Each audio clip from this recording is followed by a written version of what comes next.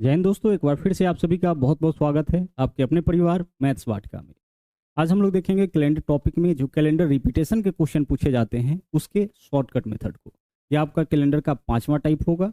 इसके पीछे हमने कैलेंडर के 4 वीडियोस को अपलोड किया है। अगर आपने अभी तक उन वीडियोस को नहीं देखा है तो उसे भी जरूर देखें। इस वीडियो के डिस्क्रिप्शन में बाकी सभी क्लासेस का लिंक आपको मिल जाएगा। तो आइए शुरुआत करते हैं आज के क्लास की। सबसे पहले हम लोग यह समझते हैं कि कैलेंडर रिपीटेशन का मतलब क्या होता है। जैसे इस क्वेश्चन में देखिएगा पूछा क्या गया है कि 2018 का कैलेंडर किस वर्ष के समान होगा, यानी 2018 का कैलेंडर जो है वह दोबारा से हम कब यूज कर सकते हैं। समझते हैं हम लोग सबसे पहले कि कैलेंडर रिपीटेशन का मतलब क्या होता है। जैसे 2025 और 2031 का कैलेंडर आपस में समान है। अब दोनों का कैलेंडर आपस में समान होने का मतलब क्या है कि 2025 के जिस तिथि को जो दिन होगा 2031 के उस तिथि को वही दिन होगा। आप यहाँ से चेक कर सकते हैं। आप देखिए 2025 में 1 जनवरी को 1 तारीख को कौन सा दिन है, 1 तारीख को बुधवार है। यहाँ पे देख सकते हैं। इधर भी आप देखिए 2031 में 1 तारीख को कौन सा दिन है, 1 तारीख को यहाँ भी आपका वेडनेसडे है यानी कि बुधवार है। किसी भी तिथि का आप दिन देख सकते हैं। आप 2025 में देख लीजिए 11 तारीख को कौन सा दिन, 11 तारीख को देख लीजिए शनिवार है। आप 2031 में देख लीजिए 11 तारीख को कौन सा दिन है, 11 तारीख को यानी 11 जनवरी को यहाँ भी क्या है, यहाँ भी आपका शनिवार है। हमने आपको यहाँ पे समझाने के लिए 2025 के जनवरी महीने का कैलेंडर और 2031 के जनवरी महीने के कैलेंडर को यूज किया है। तो आप एक चीज समझ चुके होंगे कि कैलेंडर समान होने का मतलब है कि अगर किसी 2 वर्ष का कैलेंडर आपस में समान है, इसका मतलब कि दोनों के प्रत्येक तिथि का दिन क्या होगा, आपस में समान होगा। ठीक है।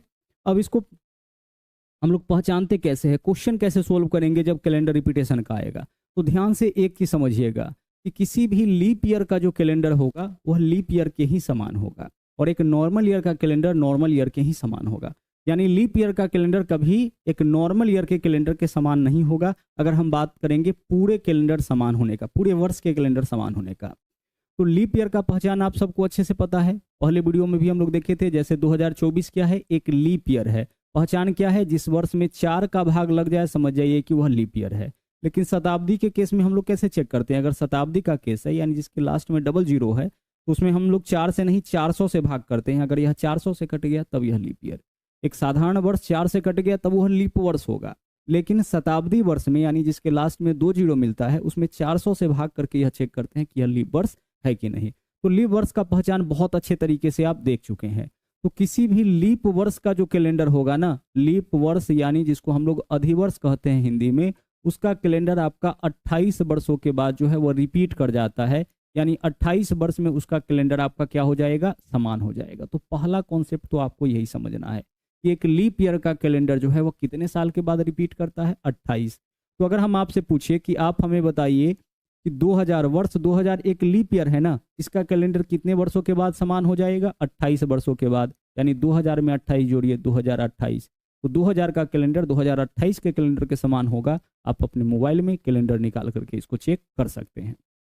अगर हम आपसे कहे कि आप बताइए कि 2012 का कैलेंडर किस वर्ष के कैलेंडर के समान होगा, तो आपको क्या करना है, इसमें सिर्फ 28 जोड़ना है। तो 28 जोड़िए, 28 और 12 कितना हो जाएगा, 40, यानी 2040 के कैलेंडर के समान।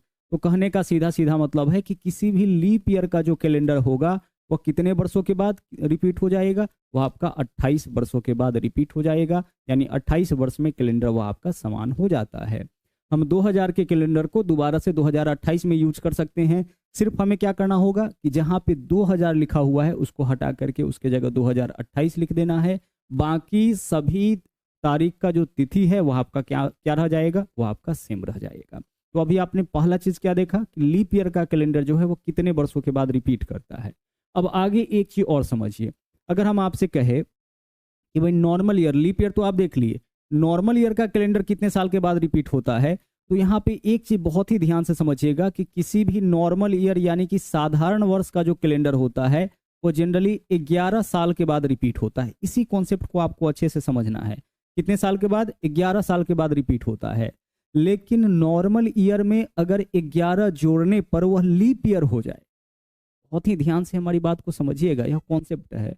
अगर नॉर्मल ईयर में 11 जोड़ने के बाद वह लीप ईयर हो जाए, उस केस में हम 11 न जोड़ करके क्या जोड़ेंगे, हम 11 न जोड़ करके 6 जोड़ेंगे। ध्यान रहे आपको जोड़ना कितना है, आपको जोड़ना 11 है, लेकिन 11 जोड़ने के बाद अगर कोई नॉर्मल ईयर लीप ईयर बन जाता है तो वहां पे हम लोग 11 न जोड़ करके क्या जोड़ेंगे, 11 न जोड़ करके 6 जोड़ेंगे। जैसे देखिएगा यहाँ पे समझिएगा, अगर हम आपसे कहे कि बताइए 2005 का कैलेंडर किस वर्ष के कैलेंडर के समान होगा, 2009 का कैलेंडर किस वर्ष के कैलेंडर के समान होगा, उसी तरीके से 1949 का कैलेंडर किस वर्ष के कैलेंडर के समान होगा, ठीक है, 2025 का कैलेंडर किस वर्ष के कैलेंडर के समान होगा।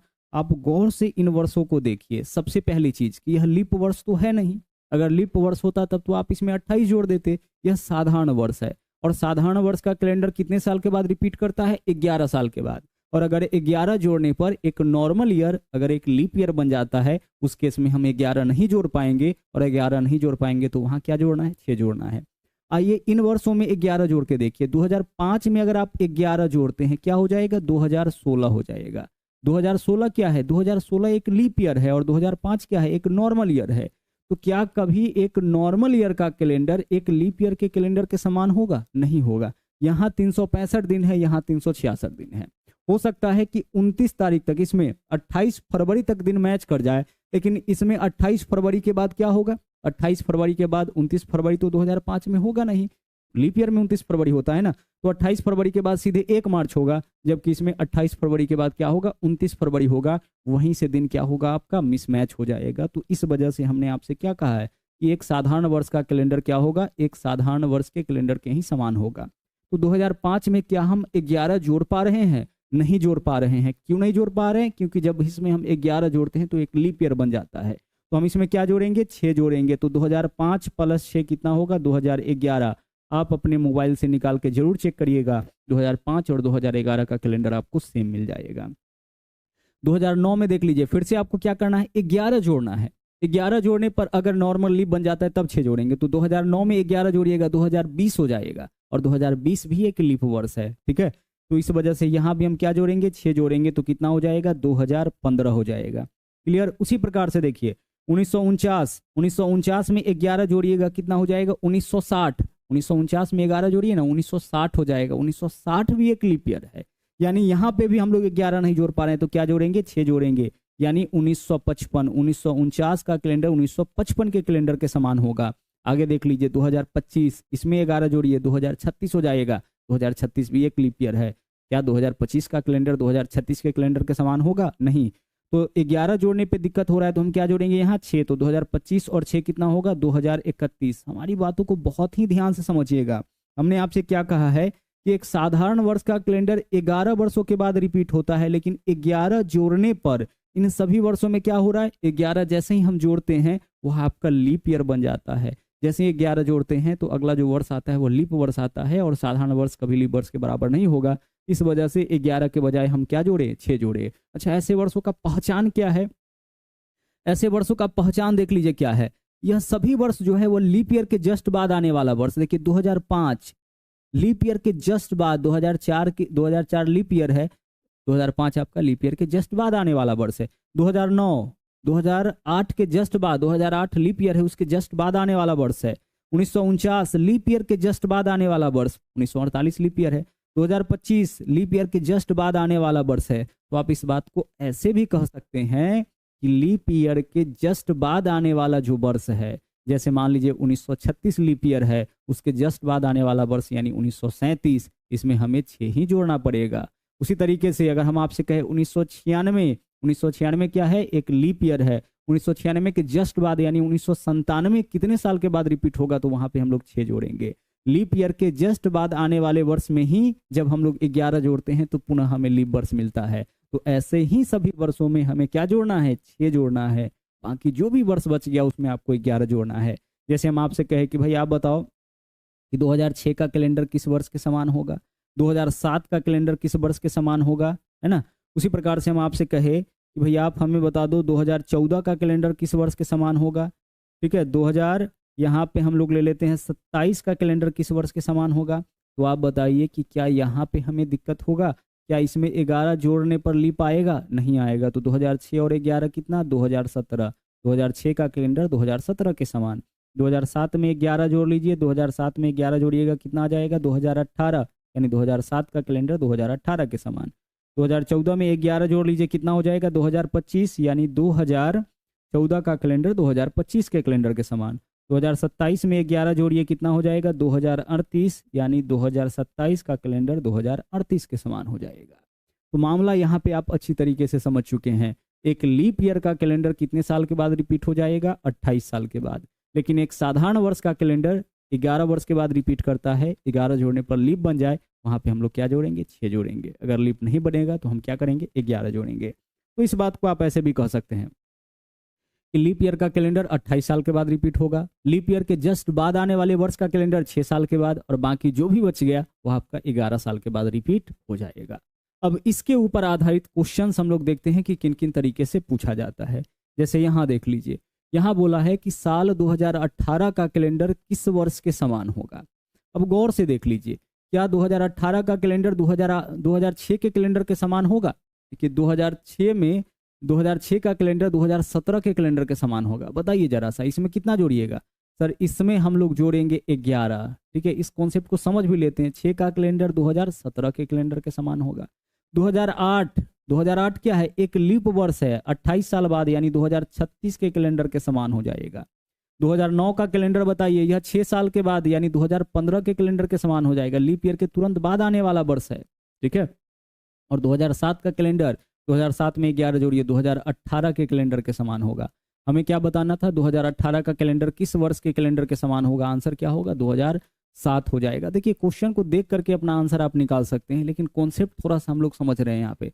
6 का कैलेंडर किस वर्ष के कैलेंडर के समान होगा, 2011 जोड़ रहे हैं यहाँ पे। यहाँ देखिए 2008 एक लीप वर्ष है, लीप वर्ष का कैलेंडर 28 साल के बाद रिपीट होता है, 28 जोड़े। 2009 का कैलेंडर कितने साल बाद रिपीट होगा, 2009 लीप ईयर के तुरंत बाद आने वाला वर्ष है, 6 साल बाद यानी 2015। और 2007 का कैलेंडर 2018 के कैलेंडर के समान। हमें यही बताना कि 2007 का कैलेंडर किस वर्ष के कैलेंडर के समान होगा, तो आंसर क्या होगा, 2007।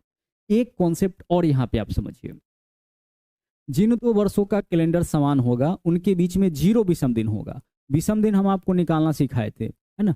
विषम दिन कैसे निकालते हैं, जैसे देख लीजिए, हम निकाल रहे हैं 2018। यहाँ पे देखिए 2018 और 2006 के बीच में कितना विषम दिन, हमें यही तो पता करना है ना कि 2018 का कैलेंडर किस वर्ष के कैलेंडर के समान होगा। तो 2006 और 2018 का कैलेंडर में कितने वर्ष का अंतर है, तो 12 साल का अंतर है। तो 12 विषम दिन तो यह हो गया, क्योंकि हर साल में एक विषम दिन, तो 12 साल में 12 विषम दिन। और 6 से 18 के बीच में जितने लीप ईयर बनेंगे उतना एक्स्ट्रा विषम दिन। तो 6 से 18 के बीच में देखिए, एक तो 8, उसके बाद 4 साल बाद 12 और उसके बाद 16, यानी कि 3 लीप ईयर और। तो 12 + 3 कर दीजिए, कितना आया, 15 आया। और 15 का मतलब कैलेंडर में 1 होता है। जब भी वैल्यू 7 से बड़ा आता है हम उसमें क्या करते हैं, 7 से भाग करते हैं। तो इसका मतलब है कि 2018 और 2006 के बीच में 0 विषम दिन नहीं आया। अब 2018 और 2007 के बीच में विषम दिन निकालिए। 2007 से 18 में कितने साल का अंतर है, 11 साल का। तो 11 विषम दिन तो यह हो गया। इसके अलावा 7 से 18 के बीच में जितने लीप वर्ष आएंगे उतना एक्स्ट्रा विषम दिन। तो 7 से 18 के बीच में 2008 एक लीप वर्ष है, अब 4 साल बाद तो 2012, अब 4 साल बाद 2016, यानी कि 3 लीप वर्ष। तो 3 इसमें और ऐड करेंगे, यानी 11 और 3 14, और 14 का मतलब 7 से भाग कर लीजिए, 7 दूना 14, शेष कितना, 0। जब भी वैल्यू 7 से बड़ा आता है तो उसमें 7 से भाग करके शेष को लिखते हैं, यही विषम दिन कहलाता है। तो 2007 और 2018 के बीच में कितने विषम दिन, 0 विषम दिन आया। हमने आपसे वही कहा है कि जिन 2 वर्षों का कैलेंडर आपस में समान होगा उसके बीच में 0 विषम दिन निकलेंगे। ठीक है, आगे चलिए। तो यह भी तरीका है, इस तरीके से भी क्वेश्चन को सोल्व कर सकते हैं। आप यहाँ बताइए 2005 का कैलेंडर किस वर्ष के कैलेंडर के समान होगा। कोई दिक्कत नहीं है, हम चुन सकते हैं फटाफट से 2011। इतने अच्छे से कॉन्सेप्ट आप सीखे हैं, अब आसानी से चुन सकते हैं। भाई लीप ईयर के तुरंत बाद आने वाला वर्ष है 2005, 4 के जस्ट बाद आता है, लीप ईयर के जस्ट बाद। और लीप ईयर के जस्ट बाद आने वाले वर्षों में हम 11 नहीं जोड़ पाते हैं। आप 11 जोड़ के देखिए ना, इसमें 2016 लीप वर्ष बन जाएगा, और साधारण वर्ष कभी लीप वर्ष के बराबर नहीं होगा। तो हम क्या जोड़ेंगे, 6 जोड़ेंगे, तो 2011 हमारा आंसर हो जाएगा। अब बताइए 2008 का कैलेंडर 2036 के समान। 2009 इसमें भी हम लोग 6 जोड़ेंगे, 2009 का कैलेंडर 2015 के समान। 2010 का कैलेंडर इसमें 11 जोड़ेंगे, 2021 के बराबर। आगे चलिए 2020 का कैलेंडर। अभी और भी कई टाइप का क्वेश्चन इसके अंदर आएगा जो पूछा जाता है, तो ध्यान से कॉन्सेप्ट आप समझते हुए चलिएगा। अभी 2020 का कैलेंडर किस वर्ष के कैलेंडर के समान होगा। तो आप बताइए कि 2020 क्या है, एक लीप वर्ष है ना। तो लीप वर्ष का कैलेंडर क्या होता है आपका, एक लीप वर्ष का कैलेंडर 28 वर्षों के बाद रिपीट होता है। तो 2020 में जब हम जोड़ेंगे 28, 2020 में हम क्या जोड़ेंगे, जब हम 2020 में जोड़ेंगे 28 तो कितना होगा 2048। क्या 2048 ऑप्शन में है? सर 2048 तो ऑप्शन में नहीं है। कोई बात नहीं, एक बार फिर से 28 जोड़िए, फिर से 28 जोड़िए, देखिए क्या वैल्यू आता है। 8 8 16 6 हासिल 1, 4 2 6 और 1 7, यानी कि 2076। क्या ऑप्शन में 2076 है तो हमारा आंसर 2076 हो जाएगा। 28 वर्षों के बाद 2020 का कैलेंडर 28 साल के बाद यानी 2048 के समान, और फिर 2048 का कैलेंडर फिर 28 साल बाद यानी 2076 के समान। इसका मतलब 2020 का कैलेंडर 2048 के समान और 2048 का कैलेंडर 2076 के समान। कहने का मतलब 20 का कैलेंडर 2076 के समान हो सकता है। तो इस तरीके से भी कभी कभी क्वेश्चन आपसे पूछ दिया जाएगा। हम एक बार 28 जोड़े अपने आंसर तक नहीं पहुंच पाए, दोबारा से जोड़ लेंगे। आगे बढ़िए। अब अगला नंबर 4 क्वेश्चन देखिए। इसमें हमें पूरे कैलेंडर को समान नहीं करना है। अब तक जो हम लोग देख रहे थे उसमें क्या हो रहा था कि पूरा 1 जनवरी से लेकर के, अगर हम 2020 का कैलेंडर 2076 के कैलेंडर के समान कर रहे थे तो पूरे वर्ष के कैलेंडर यानी 1 जनवरी से लेकर के 31 दिसंबर तक के सभी तिथि को वही दिन होगा जो 2020 को था। लेकिन यहाँ पे जो क्वेश्चन है वह क्या है, बोला है 1 जनवरी 2018 को सोमवार है, तो इनमें से किस वर्ष में नए वर्ष की शुरुआत फिर से सोमवार से होगा। यानी हमें यह बताना है कि 2008 कि 1 जनवरी को सोमवार था, तो 1 जनवरी तक ही हमें कैलेंडर समान करना है। उसके आगे कैलेंडर हमारा मिस मैच भी कर जाए तो भी कोई दिक्कत नहीं है। और जब ऐसा केस रहे, कोई सर्टेन डेट दिया जाए, जनवरी फरवरी मार्च अप्रैल, ऐसे पूरा कैलेंडर समान न किया जाए, उस केस में आपका साधारण वर्ष का कैलेंडर लीप वर्ष के कैलेंडर के समान हो सकता है, क्योंकि हमें पूरी तिथि को बराबर नहीं करना है। ध्यान से समझिएगा, जब पूरे कैलेंडर को समान करना होता है उस केस में क्या होता है कि जब लीप वर्ष वाले में 29 फरवरी आती है, उसमें आपका जो नॉर्मल ईयर होता है उसमें 29 फरवरी तो नहीं होता, 1 मार्च हो जाता है। तो या तो 1 मार्च से पहले तक का कैलेंडर समान होगा या 1 मार्च के बाद तक का कैलेंडर समान होगा, जब हम नॉर्मल और लीप ईयर की बात करें तो हमें क्या ध्यान रखना है कि जब हम कंप्लीट कैलेंडर की बात करें उस केस में क्या होगा, नॉर्मल ईयर लीप ईयर के बराबर नहीं होगा। लेकिन कुछ सर्टेन तिथि की बात करें तो वहां हो सकता है। तो यहाँ देखिए जनवरी तक ही रुक जाना है हमें। तो 2018 से चलते हैं, देखते हैं, जरा ध्यान से देखिएगा। 2018 से 2024 में कितने साल का गैप, 6 साल का गैप, तो 6 विषम दिन तो यह हो गया। थोड़ा ध्यान से समझिएगा, विषम दिन के माध्यम से हम लोग यहाँ पे कैलकुलेट करेंगे कि किस वर्ष के समान हो जाएगा, किस वर्ष दोबारा जनवरी से शुरुआत होगा, सोमवार से शुरुआत होगा। 6 विषम दिन 18 से 24। अच्छा, 18 से 24 के बीच में लीप ईयर कितने आएंगे, लीप ईयर जो 4 से कटता है, तो 2020 और उसके बाद 24। तो क्या हम 2024 को लीप ईयर के रूप में काउंट करेंगे? नहीं काउंट करेंगे। यही तो फर्क आपको समझना है। क्यों नहीं करेंगे? क्योंकि हम लोग 1 जनवरी तक ही आके रुक रहे हैं, हर वर्ष में 1 जनवरी तक ही आके रुक कर रहे हैं, और जब तक किसी साल के 29 फरवरी को क्रॉस नहीं करते हैं तब तक उसको लीप ईयर के रूप में हम लोग काउंट नहीं करते हैं। तो 18 से 24 के बीच में कितने साल का गैप है, 6 साल का गैप, तो 6 विषम दिन हो गया। और 18 से 24 में सिर्फ 1 आपका मिलता है हमें लीप ईयर, तो 1 विषम दिन एक्स्ट्रा, तो 6 और 1 7, और 7 का मतलब क्या होता है कैलेंडर में, 0 होता है। यानी हमारा आंसर क्या हो जाएगा, विकल्प ए हो जाएगा।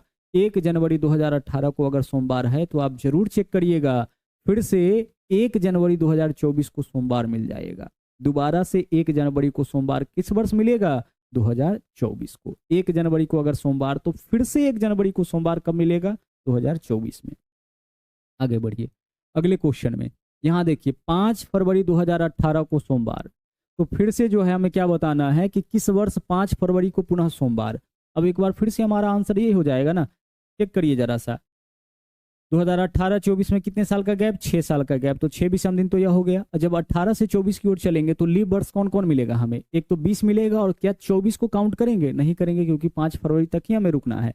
तो एक ही लीप वर्ष मिलेगा, तो 6 और 1 7, 7 का मतलब फिर से हो गया 0, और 0 का मतलब है कि हमारा आंसर क्या हो जाएगा, विकल्प डी। अगर 5 फरवरी 2018 को सोमवार, तो पुनः 5 फरवरी को ही सोमवार 2024 में हमें मिल जाएगा। क्लियर? यहाँ आप देख पा रहे हैं साधारण लीप बराबर हो रहा है, लेकिन बात क्या हो रही है यहाँ पे, कोई एक सर्टेन तिथि की पूरा का पूरा कैलेंडर हमें मैच नहीं कराना है। ऐसा नहीं बोला गया है कि 2018 का कैलेंडर 2024 के समान होगा, 2018 का कैलेंडर 2024 के समान नहीं होगा। लेकिन 5 फरवरी 2018 को सोमवार है, तो फिर से 5 फरवरी को सोमवार आपका 2024 में जरूर मिल जाएगा। दोनों अलग अलग बातें हैं, ध्यान से आपको समझनी होंगी। अगला देखिए, यहाँ देखिए, श्रीमती सुशीला ने अपने शादी की वर्षगांठ मंगलवार 30 सितंबर 1997 को मनाई। अब अगली शादी की वर्षगांठ उसी दिन, यानी फिर से मंगलवार के दिन ही यह वर्षगांठ मनाना चाह रही है। यानी 30 सितंबर को फिर से मंगलवार किस वर्ष में होगा यह हमें बताना है। तो आइए चेक करते हैं। 97 से 2003 की ओर बढ़ेंगे तो कितने साल का गैप, 6 साल का गैप, तो 6 विषम दिन तो यह हो गया। और 97 से अगर हम 2003 की ओर चलेंगे तो हमें लीप वर्ष कौन कौन मिलेगा। 97 के बाद हमें देख लीजिए 96 लीप वर्ष है तो 2000 मिलेगा, और उसके बाद 2004। 97 से 2003 के बीच में लीप वर्ष कौन कौन है, तो लीप वर्ष सिर्फ 2000 है ना, मतलब सिर्फ एक, तो इसमें एक जोड़ लीजिए, 6 और 1 7, 7 का मतलब क्या होता है 0, यानी हमारा आंसर विकल्प ए हो जाएगा 30 सितंबर 2003। और मैच करा लेते हैं। यहाँ देखिए, क्या 30 सितंबर 2004 को फिर से आपका मंगलवार होगा, चेक करिए। 1997 और 2004 के बीच में कितने साल का गैप है, 7 साल का, तो 7 विषम दिन तो यह हो गया। 97 से 2004 के बीच में 7, तो 7 विषम दिन। अब लीप ईयर कौन कौन होगा, तो एक 2000 और 2004 को काउंट करेंगे, बिल्कुल काउंट करेंगे, क्योंकि इसके 30 सितंबर तक हम लोग जा रहे हैं, 29 फरवरी को क्रॉस किए ही होंगे। तो 2000 और 2004 यानी कि 2 लीप वर्ष, तो 7 और 2 9, वैल्यू यहाँ पे 9 आया। 9 का मतलब कितना होता है, 2 होता है। जब भी वैल्यू 7 से बड़ा है उसमें 7 से हम लोग भाग करके विषम दिन निकालते हैं, तो 2 आया, यानी कि इस वर्ष के समान नहीं होगा। ठीक है, तो एक चीज आप समझ पा रहे होंगे यहाँ पे कि यहाँ पे हम लोग कितना लीप ईयर काउंट किए हैं, 2, एक 2000 और एक 2004। क्यों, क्योंकि 30 सितंबर तक हम लोग गए, और 30 सितंबर तक जाने में हमें 2004 के 29 फरवरी को क्रॉस करना पड़ेगा, इसलिए इसको एज ए लीप ईयर हमें काउंट करना पड़ेगा। लेकिन जब बात 2024 की होती है, यहाँ पे देखिए 5 फरवरी को ही रुक गए, तो 2024 एज ए लीप ईयर हम लोग काउंट नहीं किए। अगर 29 फरवरी हम क्रॉस करते 2024 का, तभी लीप ईयर के रूप में काउंट करते। बहुत अच्छे से इन सब कॉन्सेप्ट को हम पीछे के क्लासेज में आपको करा चुके हैं। अगला सवाल देखिए, 15 जनवरी 1965 को मनाया जन्मदिन पुनः उसी दिन कब मनाएगा, यानी 15 जनवरी 1965 को कोई भी दिन रहा होगा, फिर से वही दिन 15 जनवरी को कब आएगा। 1965 से 70 में देखिए कितने साल का गैप है, 5 साल का गैप, तो 5 विषम दिन यह हो गया। और 65 से 70 की ओर चलेंगे तो लीप वर्ष क्या मिलेगा हमें, सिर्फ 68 मिलेगा, यानी एक लीप वर्ष, तो 5 और 1 6, 6 विषम दिन है, मतलब यह आपका जो है कैलेंडर मैच नहीं करेगा। 1971, तो 65 और 71 में कितने साल का गैप है, 6 साल का गैप। और 1965 से 71 की ओर चलेंगे तो हमें लीप वर्ष कौन मिलेगा, 1968, सिर्फ एक, तो 6 और 1 7, 7 का मतलब क्या होता है, 7 का मतलब तो 0 हो जाता है, तो 0 विषम दिन कहाँ बन रहा है आपका, विकल्प बी में, तो विकल्प बी हमारा आंसर हो जाएगा। यानी 15 जनवरी 1965 को जो दिन होगा, 5 जनवरी यहाँ पे देख लीजिए, वहाँ 15 है, तो यहाँ भी सभी ऑप्शन में क्या होगा, 15 ही होगा। तो 15 जनवरी 1971 को फिर से जो है आपका क्या हो जाएगा, यहाँ पे वही दिन हो जाएगा, दिन मैच कर जाएगा। आगे बढ़िए, बोला एक राष्ट्रीय नेता ने एक विशेष वर्ष में 29, एक राष्ट्रीय नेता का जन्म एक विशेष वर्ष में 29 फरवरी को हुआ। भाई 29 फरवरी का मतलब क्या होता है, 29 फरवरी का मतलब होता है लीप ईयर, और लीप ईयर 4 साल में एक बार आता है। 29 फरवरी 4 साल में क्या होता है, एक बार आता है। तो जन्मदिन कितने वर्षों के बाद एक बार फिर से आएगा, आप बताइए 29 फरवरी फिर से कितना साल बाद आएगा, फिर से 4 साल बाद। एक राष्ट्रीय नेता का जन्म एक विशेष वर्ष में 29 फरवरी को हुआ था, उसका जन्म कितने वर्षों में एक बार आएगा, 4 वर्षों में। लीप वर्ष 4 साल में एक बार आता है। आगे देखिए, अगला सवाल देखिए क्या है, बोला है हरि को याद है कि उसके पिता का जन्मदिन 13 और 16 जून के बीच में पड़ता है। तो हरि के हिसाब से आप बताइए कि हरि के हिसाब से इसके पिताजी का जन्म 13 और 16 के बीच, तो 13-16 के बीच क्या हो जाएगा, 14 और 15। तो 14 और 15 तारीख किसके हिसाब से, हरि के हिसाब से। जबकि उसकी बहन को याद है कि उसके पिता का जन्मदिन 14 और 18 जून के बीच, तो 14 और 18 के बीच क्या होगा, 15, 16, 17, यही तीनों होगा। ध्यान से समझिएगा ऐसे क्वेश्चन को कैसे सोल्व करना होता है। बोला है हरि को याद है कि उसके पिता का जन्मदिन 13 और 16 जून के बीच, तो 13 और 16 के बीच क्या होगा, 14 और 15 तारीख को हो सकता है इसके अनुसार। जबकि उसके बहन को याद है कि उसके पिता का जन्मदिन 14 और 18 के बीच, और दोनों सही है, गलत दोनों में से कोई नहीं है। इसको याद क्या है कि 13-16 के बीच यानी 14 या 15 को, और इसको क्या याद है कि 14-18 के बीच यानी 15-16-17 के बीच ही। अब इस दोनों के हिसाब से देखिए मैच कौन सा डेट कर गया, 15 तारीख मैच कर गया, यानी उसके पिता का जन्मदिन जो होगा वह किस दिन होगा, 15 तारीख को होगा। इसका और तरीका देख लीजिए क्या है, जो स्टार्टिंग वाला है, जैसे यहाँ पे देखिए हरि को याद क्या है 13 तारीख, तो शुरुआती वाला डाटा मैक्सिमम वाला लीजिएगा यानी 14, और बाद वाला डेटा पहले वाला लीजिएगा यानी 16। तो 14 और 16 के बीच में जो तारीख आएगा वही हमारा आंसर। जो शुरू वाला होगा वो ज़्यादा से ज़्यादा लीजिएगा, और जो लास्ट का, ठीक है, जो लास्ट वाला होगा उसको कम से कम। तो देखिए शुरुआती क्या है, ये 13 बोल रहा है, ये 14 बोल रहा है, तो आपको लेना है 14, और लास्ट में देखिए 16 बोल रहा है, 18 बोल रहा है, इसमें लेना है 16। तो 14 16 के बीच कौन सा तिथि है, 15, तो 15 हमारा आंसर हो जाएगा। नहीं तो दो पूरा डाटा आपको लिखना पड़ेगा। आगे देखिए, अनिल किसी स्थान पर पहुंचा, अनिल किसी स्थान पर शुक्रवार को पहुंच गया और उसे पता चला कि नियत समय से 3 दिन पहले है। अब भाई शुक्रवार को पहुंचा वह 3 दिन पहले, यानी नियत समय क्या होगा, नियत समय हो जाएगा शुक्रवार प्लस 3। तो शुक्रवार में 3 जोड़िए क्या होगा, शनिवार रविवार सोमवार, यानी नियत समय आपका रहा होगा सोमवार। ध्यान से थोड़ा समझिएगा। अनिल किसी स्थान पर शुक्रवार को पहुंचा और पता चला कि 3 दिन पहले पहुंच गया, यानी शुक्रवार को 3 दिन पहले पहुंच गया। ये इसका मतलब क्या है, इसका मतलब यह है कि उसको पहुंचना क्या था, सोमवार। यदि वह अगले रविवार को पहुंचता, यानी शुक्रवार को पहुंचता है, अगले रविवार को पहुंचता तो क्या होता, तो अगर रविवार को पहुंचना था उसको सोमवार को, अगर रविवार को पहुंचता तो क्या होता, एक दिन पहले वह एक दिन पहले वह आपका क्या होता, एक दिन पहले वह आपका पहुंच जाता। समझ पा रहे हैं ना। देखिए नियत समय क्या हो गया, शुक्रवार को पहुंचा, पता चला 3 दिन पहले, यानी नियत समय सोमवार हो गया। अब बोला है कि यदि वो अगले रविवार, यानी शुक्रवार को पहुंचा है तो शुक्रवार से अगला रविवार, अगर रविवार को पहुंचता तो कितने दिन बाद, तो कितना दिन बाद या पहले, तो नियत समय सोमवार है। नियत समय क्या है, सोमवार है। अगर वह पहुंचता है रविवार को, इसका मतलब एक दिन पहले वह पहुंच जाता।